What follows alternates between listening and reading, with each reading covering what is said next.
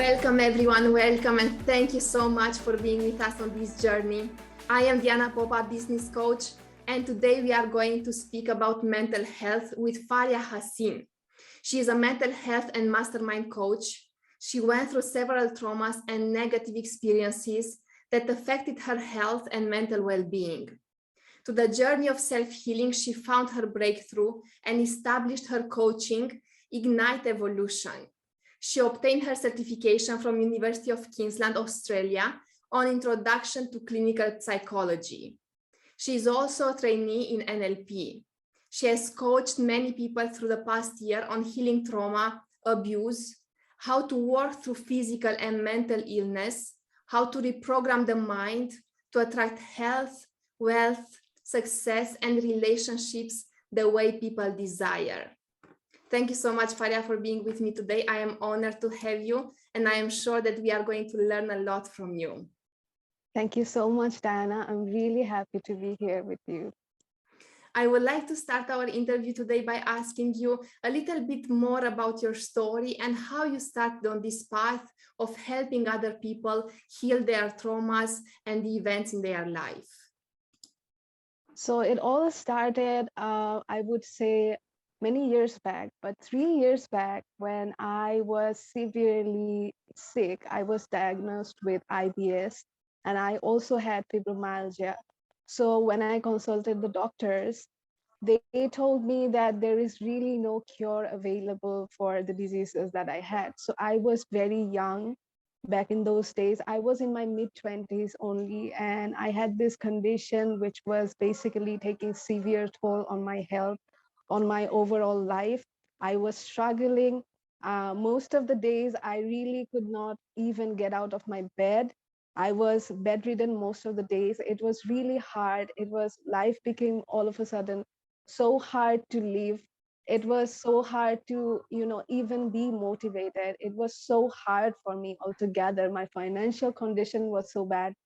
I was literally stuck in a place where I had no idea how I have been into that place to begin with, right? So it was very difficult moment in my life, and it was one of those thresholds in my life where I just hit the rock bottom.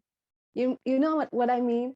Basically, after that point, I really did not know if there was any way out of this situation that I was in. And I could not get any more worse than that where I was already. So it was such a difficult time in my life. I cannot even imagine how hard it was sitting right here talking with you here at this moment in time. So it's very difficult. It was very difficult for me altogether. And I felt completely alone. I felt like I had no hope left for my life. So even the doctors, they could not even offer any kind of support. So basically what they mean by saying it is an incurable disease, IBS is an incurable disease, fibromyalgia is an incurable disease, what they mean by that is we do not have any medical intervention to offer. That doesn't mean that you can never cure it. It just means that we have nothing to offer to you. So that was my cue.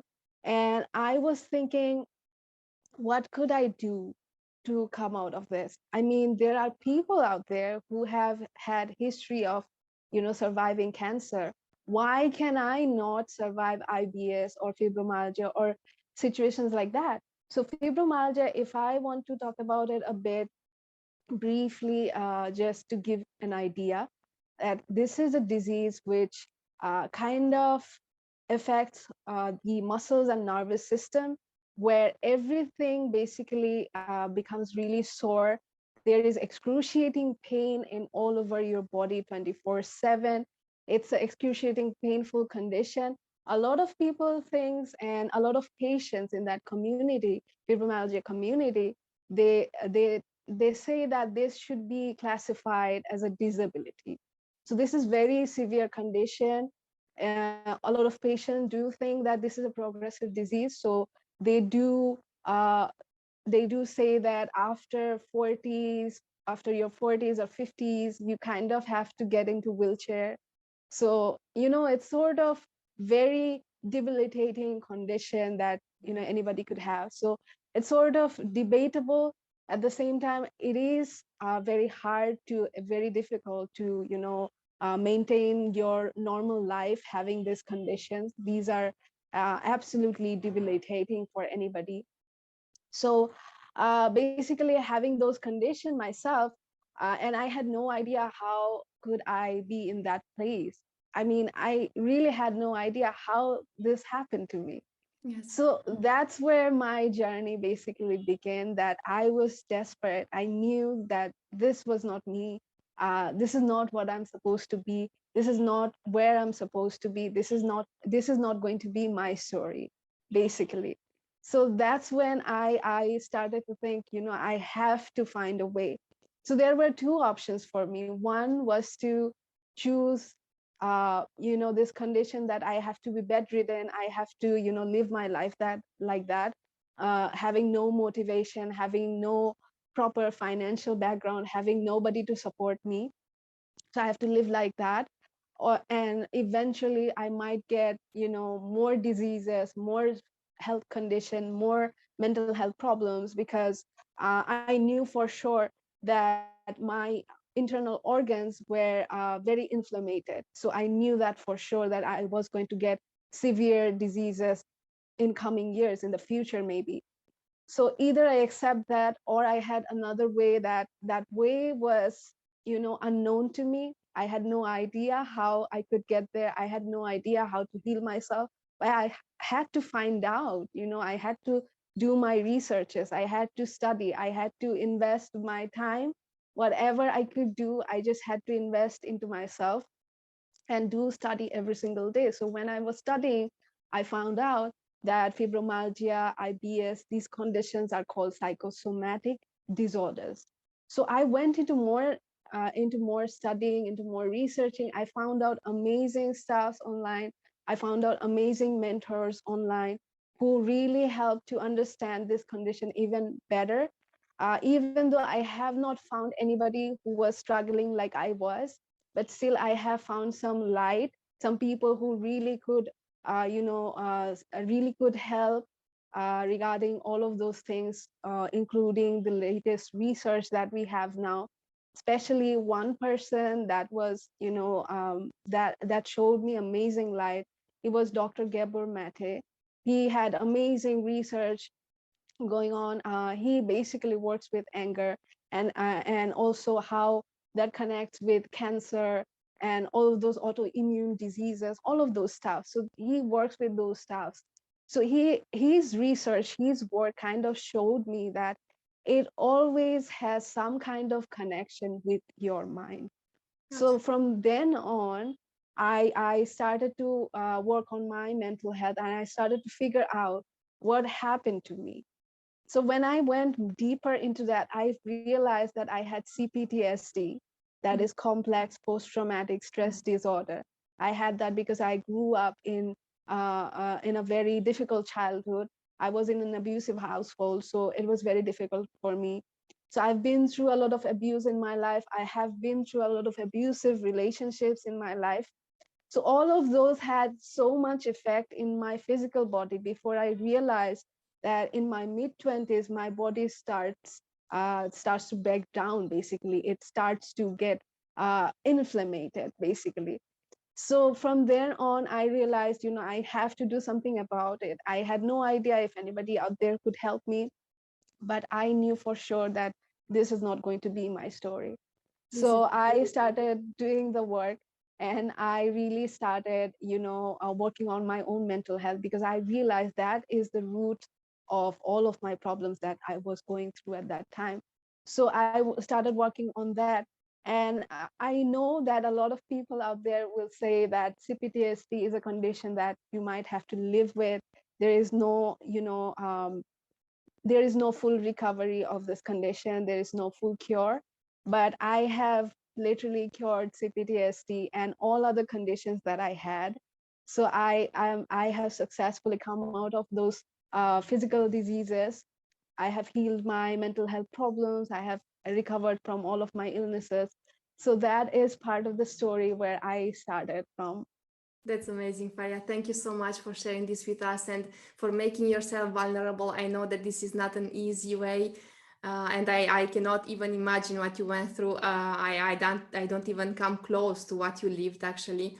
So I cannot even say that I relate to what you are saying, but definitely all I can say is congratulations that you managed to overcome this. It's absolutely inspiring for everyone who is listening because I can see the light and the hope inside yourself. And I know that this light will transcend, will go also to others who need to hear this message and who need to heal their life. And I fully agree with you that it all lies in our emotions and there is a connection between our body and our emotions. I went through it several times as well, not as bad as you explained it to us, but I realized that everything starts in our mind.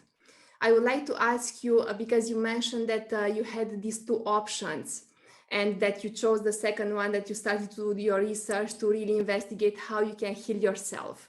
What I would like to ask you is, how did you find the courage to get out of that state and really push yourself forward, to really take that step to transform your life and to become something else? So thank you so much, Dana, for this amazing question. Because when I was young, I always had this passion inside of me that I always knew. Maybe you can relate. Maybe so many others who listens to this can relate that I had this inside of me, this fire. I don't know how to explain it, how else to explain it. Basically, this fire that I knew that I was meant for so much more. But then again, we are so much conditioned to live in the society, to live in the conditions that we live in, that we have to minimize ourselves, we have to minimize our dreams, we have to minimize who we are.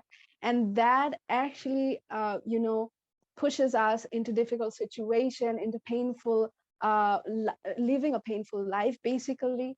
So all of that, uh, through all of that, what I did, I knew what I did, that I was always very curious. That's one thing I have always been. I was always very curious. I was always wanting to know, what could I do better? What could I change about it? What could I, you know, um, study, or what could I know to change my situation? What could I do to know other people better? Right. So I was, as a child, I was always trying to understand people. So that was sort of my passion. So from a very young age, I was doing that. I was trying to understand people, their mind, how their mind works, how life works, everything. Around having going through all of these situations in life. How does these things happen? Are there any underlying condition behind all of those things that we go through? Is there any rule? Is there any structure? Is there anything that I could figure it out? So for me, it was always about curiosity. So it was always about trying to find things out, figure things out, basically. So I was always trying to figure things out. So that's what took me to this journey, basically. That's amazing. Thank you so much, Faria, for sharing this with us. And what you mentioned is that whether our past can influence our future and what are the conditions, if there is a structure behind that can help us. What are the answers that you found in your research? Is there any link between our past and our future, our events that happen in our past and how they may influence our future? Or is there a way to actually change our future just with our will and with our thoughts, with our emotions? That is an amazing question, Diana. Thank you so much. So basically, this is true that our past, our future, and our present, everything is interconnected. And I truly believe that nothing in this life that we go through is random. Even the events that we go through, even the family that we have, towards the childhood we have.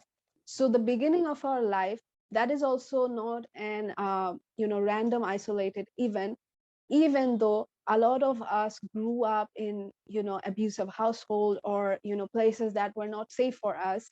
But those were specifically designed in a way that so that we could go and find out things. We were pushed to go forward. We were pushed to uh, be in a path, right? Those conditions in our past was designed, that's what I believe, was designed in a way so that we could go on and find something about it, or do something about it, or find an inspiration to find a motivation. Because pain, as I always say, that pain is a messenger. Pain is something that is always dragging our attention towards something, always calling us towards something.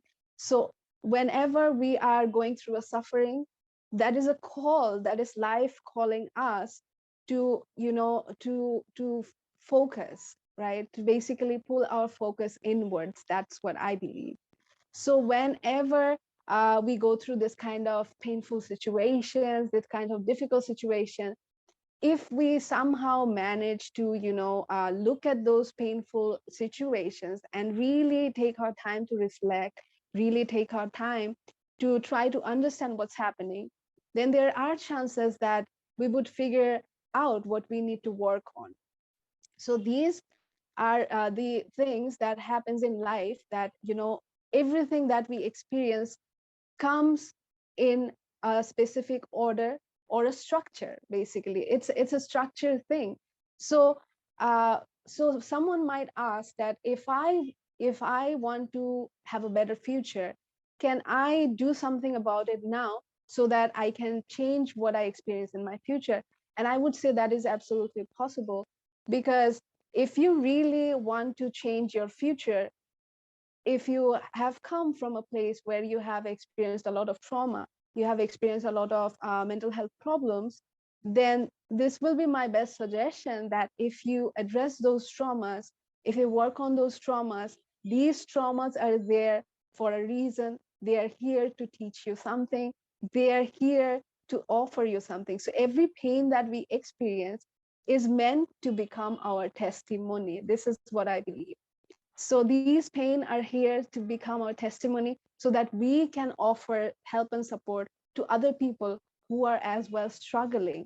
So then if you take that moment, that time to really reflect on your life, really sit down with yourself and face your pains, face your traumas, and take that time to heal yourself, to be gentle with yourself, to be compassionate to yourself. If you take that time and if you take that seriously, then moving forward, you can actually impact your future. You can actually change your future starting from you. Because when you will be different, when your thoughts change, your behavior change. When your behavior change, your actions change. When your actions change, everyone around you starts to be impacted. So that's what I truly believe, That's that changing yourself can really impact everyone around us. That's very inspiring. Thank you so much, Faria. And absolutely, I fully agree with you that everything that's happening to us is teaching us something if we are open to see it. What I find difficult sometimes is when we are going through a certain pain, whether it's physical or emotional. I know that it's very difficult to get out and to look from a distance to what is happening to us.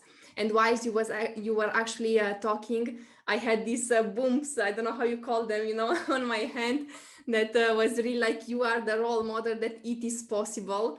And I also had the sun coming at some point, and I was like, is this a sign? What is happening? It's absolutely inspiring what you are mentioning. And what I would like to ask you, because I know that people sometimes are struggling to actually get out of that moment, of that painful moment, that painful event, and really reflect on what's happening and why it is happening to them. How can they do that? What is the first step they should take in order to just look at themselves with compassion, as you mentioned, and kindness? So what happens, Diana, is that when we experience trauma, there are a few things that are meant to happen.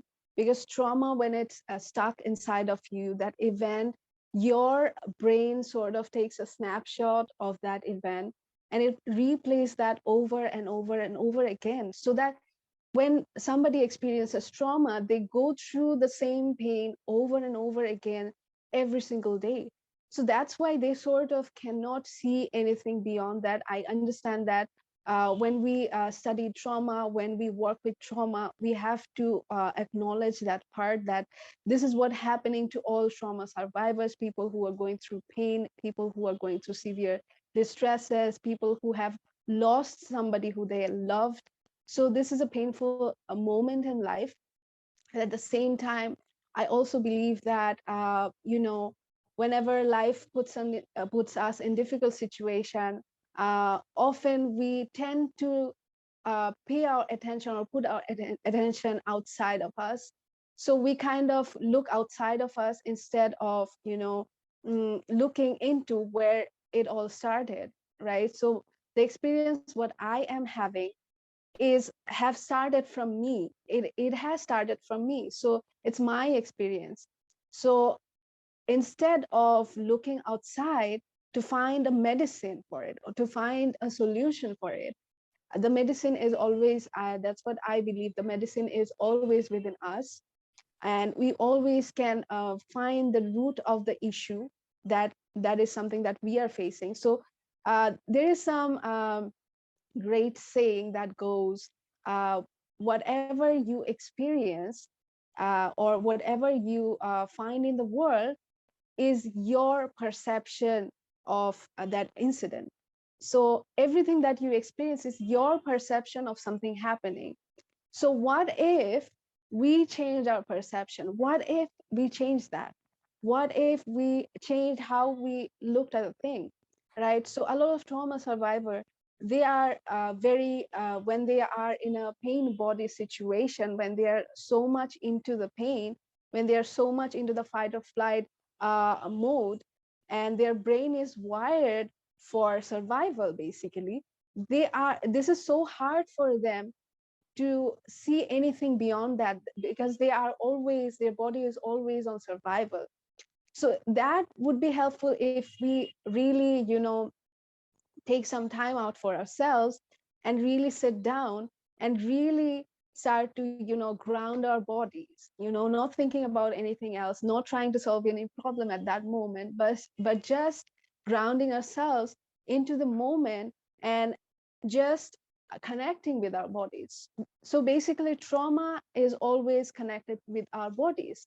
So if we ground with our bodies, and if we really adjust how we are breathing, how our heart is racing, if we really feel that, and if you really try to ground those energies down and slow down for a while, then we have some more space to actually think about the situation more rationally, and really think that there are other options that I could use to change my perception, how else I could perceive this specific incident. So these are some ways that could really help anybody who is going through severe trauma, severe distress, and that kind of situations. I really hope this helps. Absolutely. Thank you so much, Faria. Absolutely, it helps. And I'm convinced that everyone who starts applying it, they will see results. Thank you so much once again for being today with me and for teaching us so many valuable information and giving us so many advices, because not only you are giving it, but you also actually lived it and you experienced it, and you are actually, you overcame everything that happened to you. And this is what for me is absolutely amazing, because you are walking the talk. It's not only that you learned something and now you are saying it to other people, but actually you lived it. Thank you once again for being with me today in this interview. I would like to close our interview today by asking you, who are you serving and how can people contact you? So basically, my client base is starts from teenage young people to people who are older, even older than my age. So I also serve people who are in their mid age, and in that part of their life, basically, who are struggling, probably with their married lives or their children, or that kind of people. So most of the people who falls in that category uh, are the people that I really serve. But there There are also some conditions attached to the work that I do. And the conditions are the way that I help people requires their commitment to do the work. So it's not something that, if I talked with them or if I gave them something and the next day they are better, that doesn't happen overnight. So they have to put on the work, they have to put on the practices. With practices, their brains are going to be impacted, their thoughts are going to change, and their actions and behavior are going to reflect that change. So that requires a lot of commitment, that requires seeing yourself in that place where you know that you are meant for so much more. That requires that kind of mindset, that kind of courage. So this is the requirement for the people that I would like to work with, basically. And anybody can find me in my Facebook page. I have a Facebook page where I book my sessions and private calls. So this is Ignite Evolution. Anybody can find me there. I'm always available for to help you, to support you. I love that. Thank you so much, Faria.